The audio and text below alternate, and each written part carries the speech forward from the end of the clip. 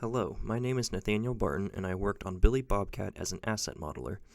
I created the rocky asset pieces, the giant goop tank, some set dressing pipes, and the valve the player uses to stop the goop flood. The rocks came first since they would make up nearly the entire level's underlying appearance.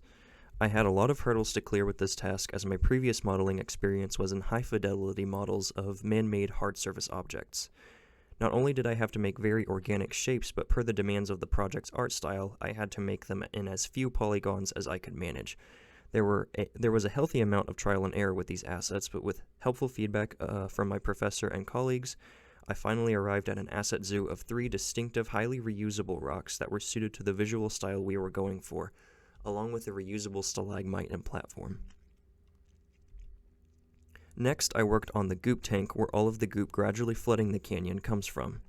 I initially struggled creatively with this piece as real-life fluid tanks are already very visually simple, and simplifying that further would leave me with just a hollow cylinder.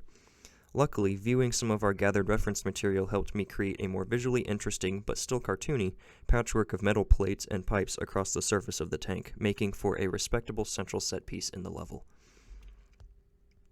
The set dressing pipes and valve were both very simple to make with the creative trials I had already gone through during this project. For the pipes, I simply reused my workflow for the pipes on the goop tank, and for the valve, I deconstructed the appearance of a real steam valve from the reference photos into its simpler 3D shapes and left it at that stage as I modeled it. Overall, my modeling skills are definitely better for having worked on this project, and I'm happy and honored to have been part of its creation. I will now hand it off to the rest of my colleagues to explain their roles.